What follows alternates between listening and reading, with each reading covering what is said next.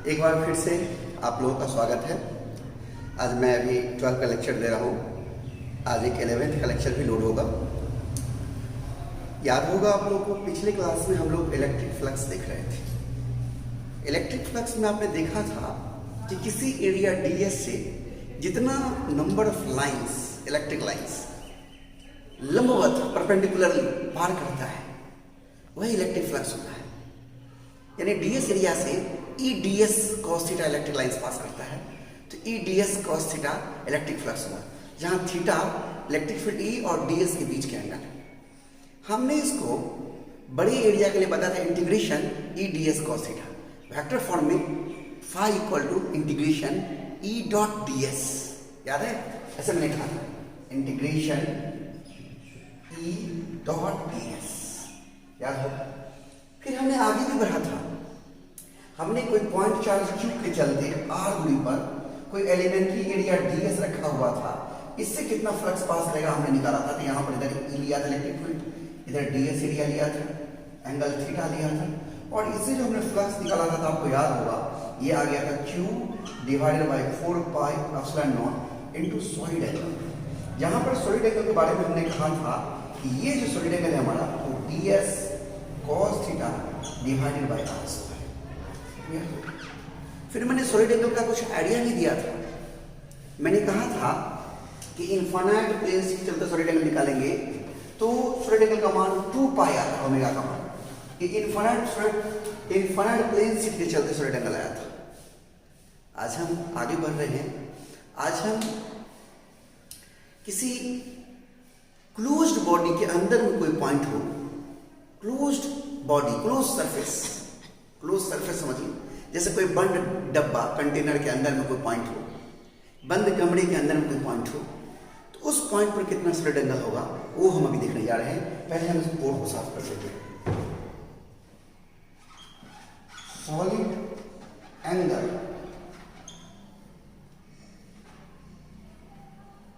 Eight inside point of a closed,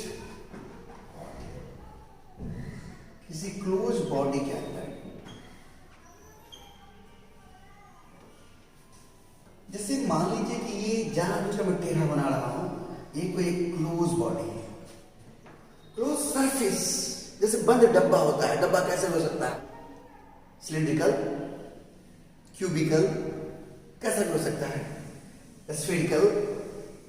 इसके अंदर में किसी पॉइंट पर सॉलिड एंगल जाना है। जैसे मान लीजिए मुझे इस पॉइंट पर सॉलिड एंगल जाना है, इस पॉइंट P पर सॉलिड एंगल जाने के लिए ये हमारा क्लोज सरफेस है, क्लोज्ड सरफेस।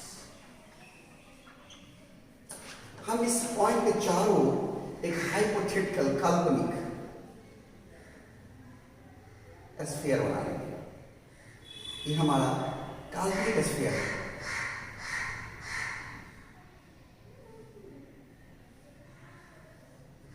Hypothetical sphere. अब ध्यान दीजिए, इस पॉइंट पर सॉलिड एंगल जानना है। इस पॉइंट से मान लीजिए स्फीयर का रेडियस r है, मान लीजिए रेडियस r है, तो इस स्फीयर के सेंटर से ये जो हमारा क्लोज सरफेस है, इसके इंटायर पार्ट को टच करने वाला लाइन खींचेंगे हम। ये लाइन देखिए, ये लाइन देखिए, ये देखिए, ये देखिए, इस तरह से चारों तरफ हम खींचते हैं। हमारा जो ये स्फीयर है, काल्पनिक स्फीयर, ये जो हमारा हाइपोथेटिकल स्फीयर है, इसका कितना एरिया इस लाइंस के द्वारा जो इसके सेंटर से निकल रहा है, इंटरसेप्ट हुआ, पूरा एरिया। गौर करिए आप, ये हमारा क्लोज सरफेस है, ये कोई पॉइंट है, इसके चारों एक हमने स्फीयर बनाया, सेंटर से हम लाइन चारों तरफ खींच रहे हैं, चारों तरफ खींच रहे हैं, चारों तरफ खींच रहे हैं, चारों तरफ खींच रहे हैं, तो ये पूरा एरिया स्फीयर का इंटरसेप्ट हो गया। यानी area of sphere intercepted by the lines starting from center of a sphere to close surface equal to क्या हो जाएगा? तो पूरा स्फीयर का एरिया एक्सेप्ट हो गया। आपने स्फीयर का रेडियस r लिया है, तो एरिया a का मान कितना हो गया? 4 पाई r। इस स्फीयर का कितना एरिया इंटरसेप्ट हुआ? 4 पाई r स्क्वायर। और आप पढ़े हैं सॉलिड एंगल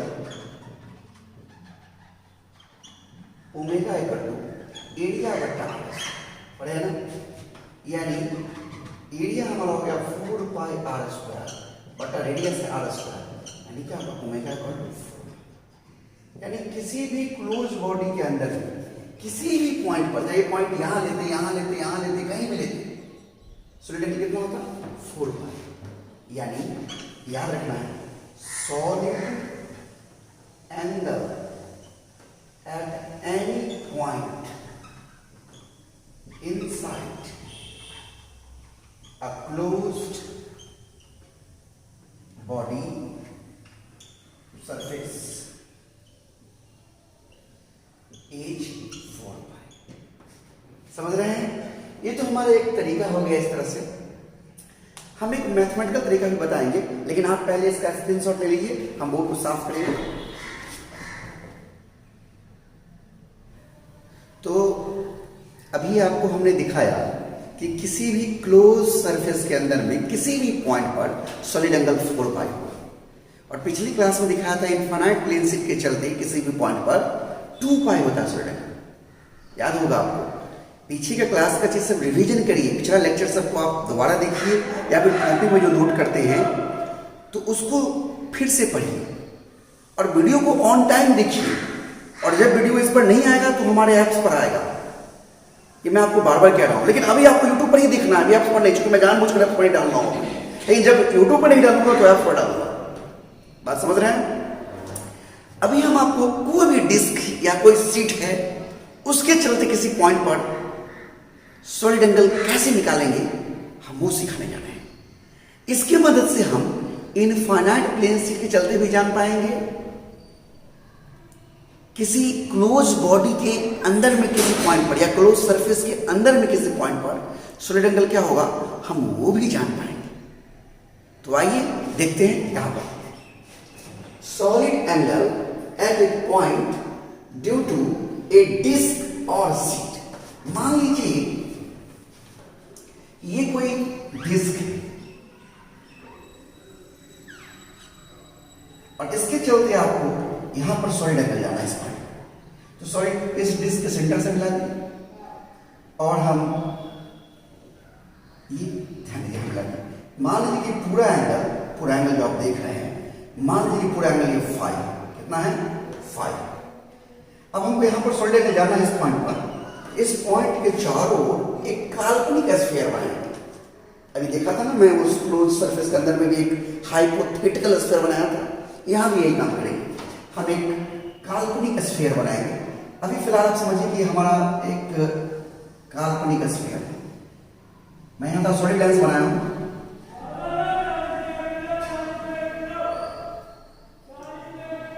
ये हमारा हाइपोथेटिकल स्फीयर है, काल्पनिक स्फीयर। ध्यान दीजिएगा इस तरह से अगर हम यहां से मिलाएं, मैं गंदा नहीं करना चाहूंगा फिगर को, लेकिन अगर मिला दें चारों तरफ उसको मिला दिया जाए तो गौर करेगा इस स्फीयर का लगभग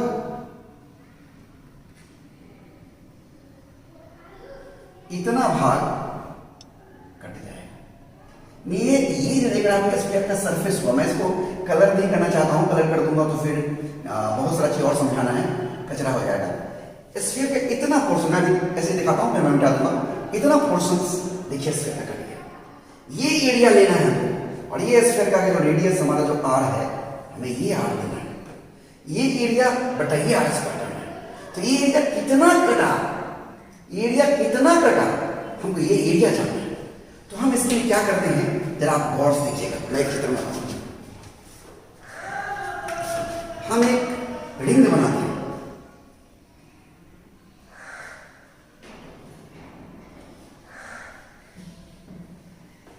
देखिए इसकी भी दूरी आर ही होगी। अब देखिए दोस्तों, इसकी भी दूरी आर ही होगी। और एक और छोटा सा लेयर बनाते हैं।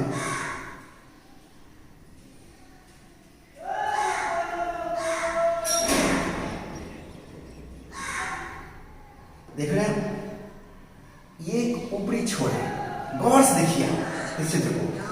इस रिंग का जो मैंने एक एलिमेंट्री रिंग बनाया है, ये ब्लू कलर से शायद दिख रहा हो, ब्लू कलर एलिमेंट्री रिंग का निचले और ऊपर वाला लेयर, इसकी मोटाई हो गई, ये चौड़ाई हो गई, मोटाई इसको कहते हैं, ये हो गया।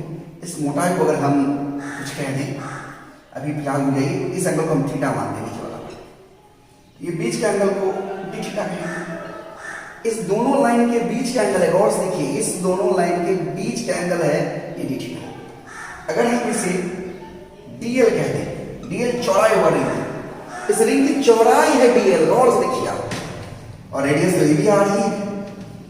तो हम क्या लिखेंगे, गौर से देखिए, डी थीटा इक्वल टू ये चौड़ाई है डीएल, देख रहे हैं डीएल, अब डिवाइडेड बाय आर, आप पढ़े ना theta equal to l by r, तो ये angle d theta equal to ये चाप की लंबाई dl divided by radius r. इसलिए डीएल इक्वल टू क्या होगा, आर डी थीटा। ये रिंग की चौड़ाई निकल गई है, रिंग की चौड़ाई निकल गई। रिंग का रेडियस क्या होगा, ये रेडियस, ये रेडियस, ये क्या होगा, ध्यान दीजिए क्या होगा, ये आर है, ये दूरी आर cos थीटा होगा, और ये क्या होगा, आर sin थीटा। ये क्या होगा, आर sin थीटा। ठीक से समझिए, मैं इसको इतना बगल में नीचे समझाता हूं। ये एंगल थीटा है, ये आर है, तो आपको ये जानना है, ये जानना है। मान लीजिए नाम दे दूं मैं, यहाँ पर पी है, ए और बी नाम दे दूं अगर, तो आप क्या बोलिएगा, आप बोलिएगा sine theta equal to a b लंब बट्टा कर्ण हाइपोटेनस आर, यानी a b equal to r sine theta. तो यही हमारा आर साइन थीटा रेडियस है ए बी। देखिए गौर से, ये ट्रायंगल त्रिभुजाकार, ये त्रिभुजाकार है। अब यहां से हम डीएल जान चुके हैं, चौड़ाई जान चुके हैं, रिंग का रेडियस आर है, रेडियस ऑफ एलिमेंट्री रिंग क्या है हमारा, आर साइन थीटा। देख रहे हैं, तो इस एलिमेंट्री रिंग का एरिया क्या होगा, एरिया ऑफ एलिमेंट्री रिंग। ध्यान दीजिए बातों को, यहां एरिया का मतलब अंदर का एरिया नहीं, ये रिंग का चौड़ाई के मैं ऐसे कर दे रहा हूं, ये एरिया मैं बात कर रहा हूं, ये एरिया आप लोग देख रहे हैं, ये एरिया की बात मैं कर रहा हूं। तो एरिया क्या होगा, तो पूरी लंबाई 2 पाई आर क्या है इसका, आर sin थीटा। ध्यान समझिए, ये पूरी रिंग की लंबाई हो गई इनटू चौड़ाई कितना, डी है, यानी 2 पाई आर sin थीटा, और डीएल कितना है हमारा, आर डी थीटा। मल्टीप्लाई करके क्या हो जाएगा, 2 pi r square sin theta. यानी ये इस रिंग के इस पट्टी की चौड़ाई हुई, एरिया हुआ, ये अंदर का एरिया नहीं, अंदर का एरिया नहीं, ये पट्टी वाला पोर्शन का एरिया। देख रहे हैं, अगर इसको ऐसे पट्टी वाला को यहां से जीरो रेडियस से लिखे, यानी जीरो एंगल से लेकर बढ़ते बढ़ते पूरा यहां एंगल, यहां तक कितना, फाइव एंगल, ये पूरा एंगल कितना है, ये पूरा एंगल यहां बगल में लिखता हूं, ये फाइव एंगल, पूरे 5 एंगल तक इंटीग्रेट कर दे तो पूरा एरिया निकले। तो एरिया निकालने के लिए क्या करेंगे, total area total intercepted area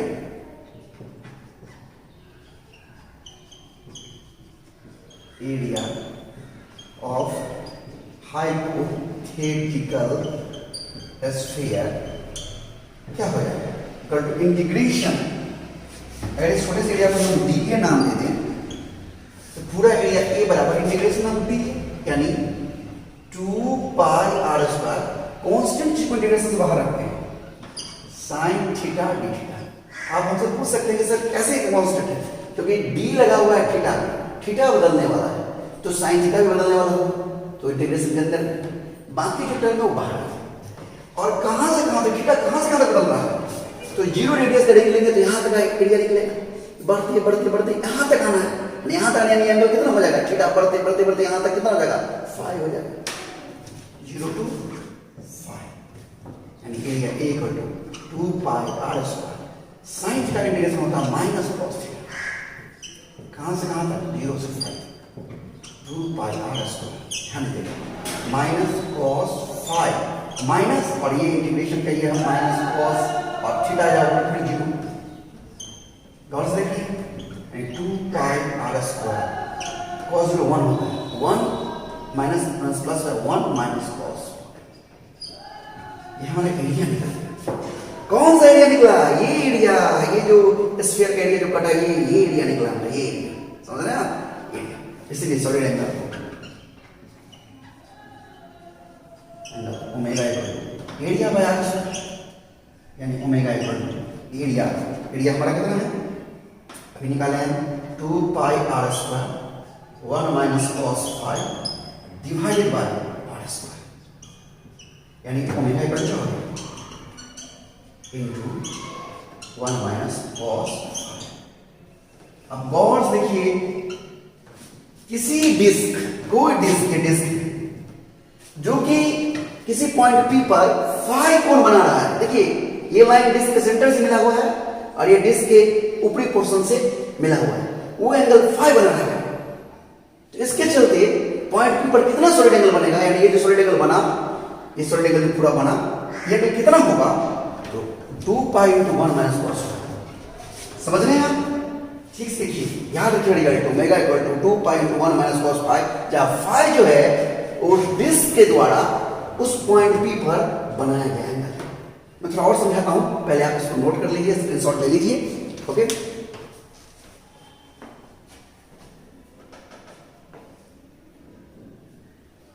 आप लोग नोट कर लिए होंगे। अभी आपने जो सीखा था कि कोई डिस्क या कोई प्लेट हो, वो किसी पॉइंट पर अगर फाई कोण बना रहा है, देखिए ये कैसा है लाइन, समझिए गौर से, देखिए इस पॉइंट P से, देखिए ये लाइन सीधा सेंटर मिला है डिस्क में और ये इस सरफेस को मिला है, तो उस बीच का एंगल फाई, तो solid angle omega equal to 2 pi into 1 minus cos 5। अभी आप ऐसे, अब सोचिए यहां पर यही से सीखते हैं, देखिए स्पेशल केस, देखिए अगर यही हमारा बढ़ते बढ़ते इनफाइनाइट साइज का हो जाए, तो ये अगर इतना बड़ा हो जाएगा ये हमारा अगर डिस्क, तो ये एंगल इतना बड़ा हो जाएगा बढ़ करके, और बड़ा हो जाएगा तो ये और बड़ा हो जाएगा, बढ़ते बढ़ते बढ़ते ये एंगल कहां पहुंच जाएगा 90, यानी कितना हो जाएगा 90, यानी in case of infinite plane sheet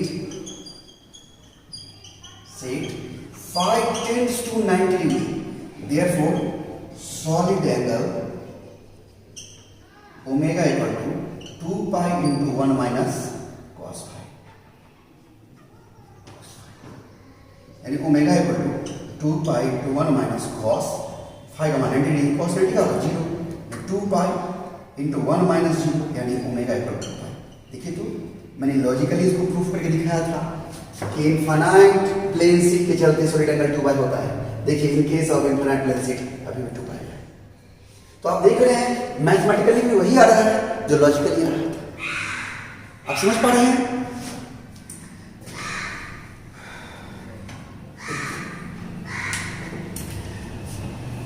अगर यहीं पर अगर ये बड़ा होते होते एक क्लोज सरफेस बन जाता,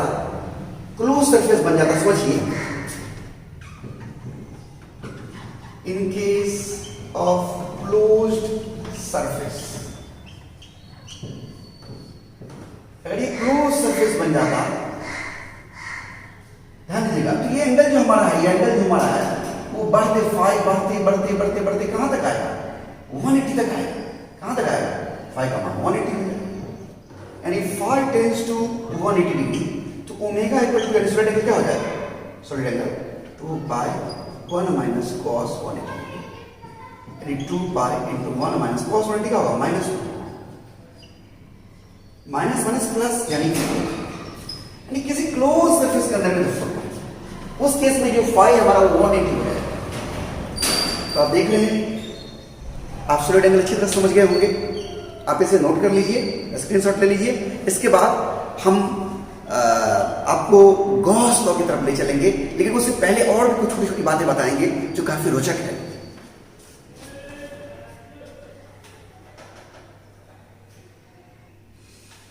तो अब आगे बढ़ते हैं।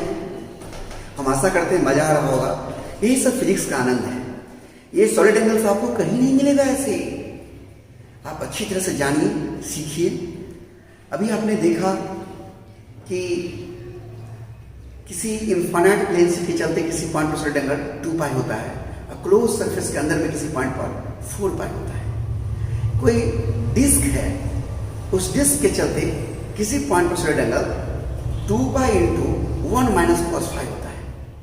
वही 5 का मान जब 90 हो जाता है तो इनफाइनाइट प्लेन से बन जाता है, और 180 हो जाता है तो क्लोज सरफेस होता है।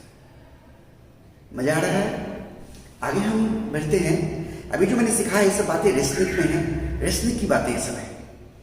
अब हम आगे बढ़ते हैं और अब देखते हैं कि कोई चार्ज जो कहीं पर है, उस चार्ज के चलते क्लोज सरफेस से, यानी चार्ज जो है वो क्लोज सरफेस के बाहर में है। चार्ज कहाँ है? क्लोज सरफेस के बाहर में। और उस चार्ज चलते क्लोज सरफेस से कितना फ्लक्स पास करेगा। बहुत ही बेहतरीन कॉन्सेप्ट की चीज है, सीखने की चीज है। कई लोग कहते हैं कि न्यूमेरिकल अलग होता है, थ्योरी अलग होता है। नहीं, one have good knowledge of theory, they can solve the problems. ये क्वेश्चन सीबीएसई नहीं पढ़ाया हुआ तो लोग कह रहे थे बहुत टफ है, बहुत टफ है, कहां से आ गया। आइए देखते हैं हम लोग कैसे होता है। यहां देखिए, electric flux through a close surface due two point charge outside it. ध्यान दीजिएगा, मैं एक चित्र बनाता हूं। एक क्लोज सरफेस, जानबूझकर मैंने इसे टेढ़ा मेढ़ा बनाया है, क्लोज सरफेस है।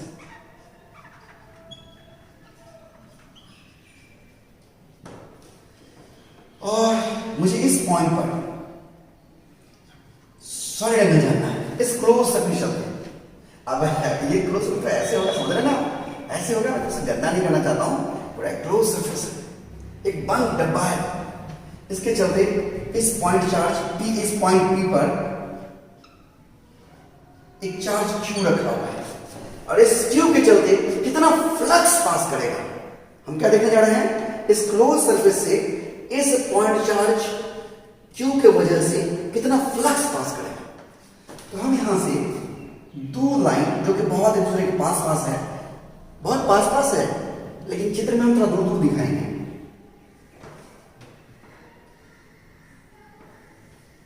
देखिए,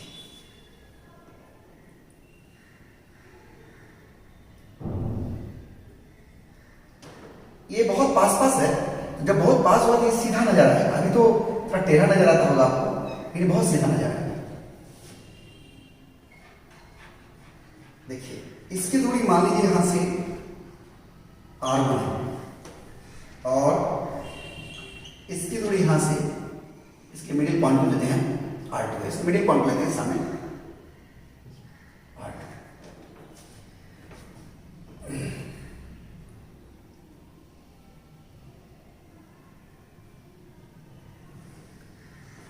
देखिए, हमेशा एरिया का डायरेक्शन सरफेस के लंबवत बाहर की होता है। एरिया का डायरेक्शन सरफेस के परपेंडिकुलर आउटवर्ड बाहर की होता है, जिसके चलते इधर होगा और इसके चलते इस पर परपेंडिकुलर ये है। ये DS1 एरिया है और ये DS2 एरिया है। मान लीजिए कि ये एंगल इधर से हम ऐसे मापेंगे। हमेशा एंगल हमेशा positive direction of x axis के रूप में मापते हैं, इसलिए हम लोग इस दिशा में ले रहे हैं जो कि चित्र में दिखा रहे हैं। ओके, ये एंगल हमारा थीटा 2 है। देख रहे हैं? सारी बात अब समझ में आ गया होगा आपको। मैंने क्या किया, एक बार फिर से कहता हूं। पॉइंट चार्ज Q के चलते इस क्लोज सरफेस से वो फ्लक्स जानना है। तो हमने पॉइंट चार्ज Q से दो लाइन खींचा जो कि बहुत एक दूसरे के नजदीक है, कह सकते हैं पर एक्सेलरेट, और इसके अंदर में जो एरिया आया है ये एरिया DS1 है। इसका डायरेक्शन मैंने क्या कहा कि डायरेक्शन लिखा है और एरिया DS1 है। यहाँ पर जगह का दिक्कत हो रहा है, लेकिन लिख देता हूँ DS1 और ये एरिया दिख रहा है DS2। तो इससे फ्लक्स निकालेंगे, इससे फ्लक्स निकालेंगे और जोड़ देंगे, इस दोनों लाइन के बीच जो एरिया है उसके चलते फ्लक्स निकल जाएगा। फिर हम क्या करेंगे, तो इस तरह से इसको इंटीग्रेट कर देंगे, ऐसे दो लाइन के बीच में, फिर दो लाइन के बीच में, फिर दो लाइन के बीच में, इस तरह से सबको जोड़ देंगे तो नेट फ्लक्स निकल जाएगा इस क्लोज सरफेस से इस point charge.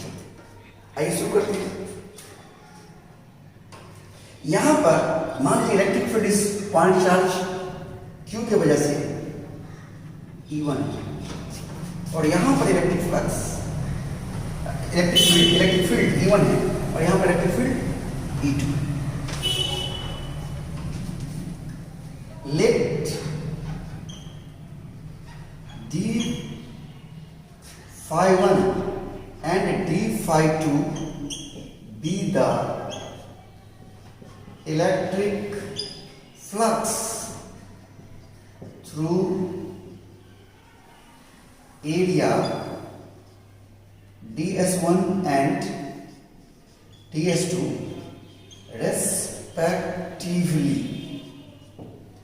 Therefore d phi1 equal to क्या होगा, ध्यान दीजिएगा, आपको पढ़ाए थे हम कि पॉइंट चार्ज Q के चलते R दूरी पर, पॉइंट चार्ज Q के चलते R दूरी पर किसी एरिया DS से, याद करिए किसी एरिया DS से, याद होगा आपको, जो फ्लक्स होता है हमारा फाई वो होता है D, वो होता है हमारा Q divided by 4 pi epsilon naught into D omega. आपको याद होगा मैंने पिछली क्लास में बताया था, ठीक से याद करिए, d phi equal to Q divided by 4 pi epsilon naught into D omega. याद है ना? ठीक इसी तरीके से यहां पर देखिए, यहां पर क्या होगा, ये DS1 एरिया है, क्या है ये DS1 एरिया से हम फ्लक्स लिख रहे हैं। d phi1 हमारा DS1 एरिया से फ्लक्स है। इस एरिया से फ्लक्स लिखने के लिए ये charge Q divided by 4 pi epsilon not, देखिए Q divided by 4 epsilon not D, और वहां पर ओमेगा था सॉलिड एंगल, यहां पर मान लीजिए सॉलिड एंगल d ओमेगा 1 है। क्या सॉलिड एंगल d ओमेगा 1 है। इसको जरा सा मैं तोड़ देता हूं, लेना समझ में अच्छा है। Q divided by 4 pi epsilon not, ये d ओमेगा क्या था, ds cos theta by r square, याद करिए। उसी तरीके से इसको भी मैं तोड़ देता हूं, ये क्या हो जाएगा, Q divided by 4 pi epsilon not ds1 cos theta 1 angle में, देखिए इलेक्ट्रिक फील्ड और ds1 के बीच में, इलेक्ट्रिक फील्ड और ds बीच में एंगल, यहां पर फाई, यहां पर थीटा था तो यहां पर थीटा है, यहां पर थीटा 1 है, यहां पर थीटा 1 है, पकड़ रहे हैं। और दूरी जो है वो r स्क्वायर, यहां दूरी r था, यहां दूरी r1 है। ये हमारा सॉलिड एंगल निकल गया, ये हमारा इलेक्ट्रिक फ्लक्स निकल गया DS1 एरिया से। ओके, अब इसी प्रकार से सिमिलरली d phi2, यानी ये जो हमारा DS2 एरिया है इससे कितना फ्लक्स, तो क्या लिखेंगे हम, Q divided by 4 pi epsilon not d omega 2, समझिएगा। तो इसको थोड़ा तोड़ दें, अगर Q divided by 4 pi epsilon not d omega 2 क्या होगा, ds2 cos theta 2 divided by r2। देख रहे हैं यहां पर d ओमेगा 1 का मान ये है और d ओमेगा 2 का मान ये, यहां लिख देता हूं, इसको जरा हटा देता हूं। हियर d ओमेगा 1 बराबर है ds1 cos theta 1 divided by r square and d omega 2 बराबर है ds2 cos theta 2 divided by r square. आप देखिए नेट फ्लक्स निकालना है, तो नेट फ्लक्स निकालने के लिए पहले हम सॉलिड एंगल को थोड़ा वेरीफाई कर लें। हियर θ1 बड़ा है 90 डिग्री, देखिए तो ये जो θ1 है वो 90 से बड़ा है, होगा ही नहीं, क्योंकि जब आप ऐसे करिएगा तो एक एरिया इधर की ओर होगा, एक एरिया उधर की ओर होगा ही, आप कहीं पर भी ले लो तो 90 से बड़ा है। Therefore cos θ1 0 छोटा हो जाता है, थीटा का मान 90 से बड़ा होने पर cos थीटा का मान निगेटिव हो जाता है, तो 0 से छोटा हो जाता है, इसीलिए d ओमेगा 1 इज नेगेटिव। देखिए d ओमेगा 1 है, ds1 cos θ1, अब cos θ1 नेगेटिव है, इसलिए d ओमेगा 1 क्या होगा, नेगेटिव। इसी प्रकार एंड θ2 क्या है, 90 से छोटा है, देखिए ना ये हमारा 90 से छोटा कौन है, इसीलिए cos θ2 हमारा पॉजिटिव होगा। Therefore d omega 2 is positive. देख रहे हैं आप ध्यान दीजिएगा, ये दोनों लाइन के बीच का एरिया ये है और ये है, तो स्वाभाविक है इसके और इसके चल सॉलिड एंगल स्पॉन पर क्या होगा, मैग्नीट्यूड में बराबर होगा, भले साइन अलग अलग। आप पढ़े होंगे सर्किल में, याद करिए ये दो लाइन है, तो ये चाप की लंबाई और ये रेडियस मिली जितना कोण बनाएगा, तो अगर हम बड़ा सर्किल खींच दें तब भी ये चाप की लंबाई और ये रेडियस में एंगल बनाएगा वो बराबर होता है। ठीक वैसे ही यहां पर ये स्फीयर खींचेंगे, ये एरिया जितना सॉलिड एंगल बनाएगा उतना ही, अगर ये स्फीयर खींचे ऐसे तो ये भी उतना ही सॉलिड एंगल बनाएगा, तो दोनों सॉलिड एंगल बराबर होगा, यानी कि बट मैग्नीट्यूड जो डी ओमेगा 1 का है वो बराबर है मैग्नीट्यूड किसके, डी ओमेगा 2। ऐसे लिखते हैं, इसको अच्छा लगेगा, since solid angle d omega 1 and d omega 2 are formed by same diverging line, therefore d omega 1 का मैग्नीट्यूड बराबर होगा d ओमेगा 2। दोनों मैग्नीट्यूड क्या है, बराबर है। मेरे पास जगह नहीं है इसलिए आप इसका स्क्रीनशॉट ले लीजिए, फिर हम आगे बात करते हैं।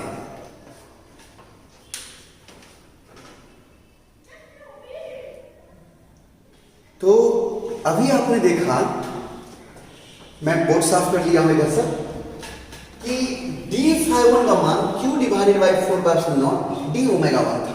अब देखिए कॉपी नोट किया हो गया, और d∅2 का मान q divided bye 4/0 d omega 2 था, और d ओमेगा 1 और d ओमेगा 2 का मैग्नीट्यूड बराबर था, लेकिन d ओमेगा 1 निगेटिव था क्योंकि cos θ1 माइनस में आया था और ये पॉजिटिव था।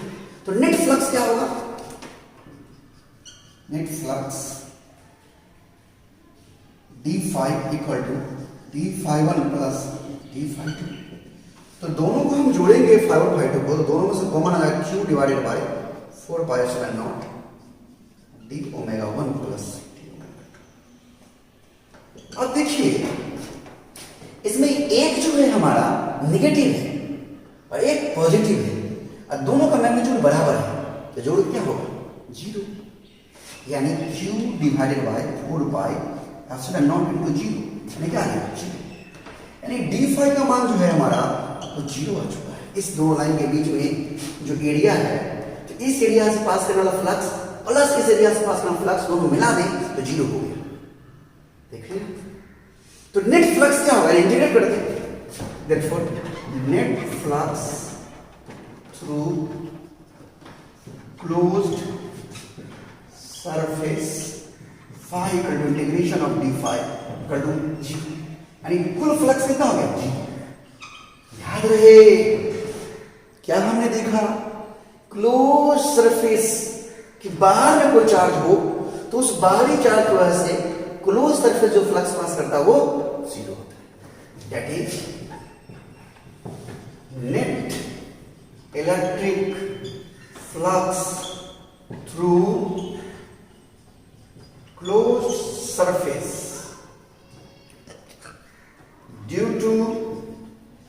Charge outside it is 0। एक बहुत बड़ा कॉन्सेप्ट है ये। हम लोग जानेंगे आगे कि गॉस लॉ में उसे चार्ज को कंसीडर करते हैं जो क्लोज सरफेस के अंदर में, बाहर वाले चार्ज को कंसीडर नहीं करते हैं, क्योंकि बाहरी चार्ज चलते क्लोज सरफेस से फ्लक्स 0 पास करता है। हम आशा करते हैं समझ में आ रहा होगा। आप लोग अच्छे से रेगुलर वीडियो देखें, पीछे से रिवीजन करें, और जब मैं यूट्यूब पर डालना बंद कर दूंगा, नहीं आएगा, तो हमारे ऐप्स पर आएगा। मैं बार बार कह रहा हूं, अभी मैं जानबूझकर ऐप्स पर नहीं डाल रहा हूं, कुछ लेक्चर ऐप्स पर है लेकिन अभी डाल नहीं रहा हूं। कई लोग सब्सक्राइब किए हैं, ऐप्स पर देखना चाह रहे नहीं, अभी यूट्यूब पर देखिए। जब मैं यूट्यूब पर नहीं दूंगा तो वहां आएगा, ये तय है। जब यूट्यूब पर नहीं मिले तो समझिए वही है। आराम से स्क्रीनशॉट ले लीजिए। हम आज यहीं तक रखेंगे। हम आशा करते हैं आप लोग एंजॉय कर रहे होंगे, और आप लोग अवश्य कमेंट कर बताएं कैसा लगा। मार्केट में आपके मोबाइल पे पूरे इंडिया में उपस्थित पढ़ाने वाले ट्यूटर का लेक्चर उपलब्ध है। देखें, कंपेयर करें कौन कैसा पढ़ाता है। ओके, स्क्रीनशॉट ले लीजिए।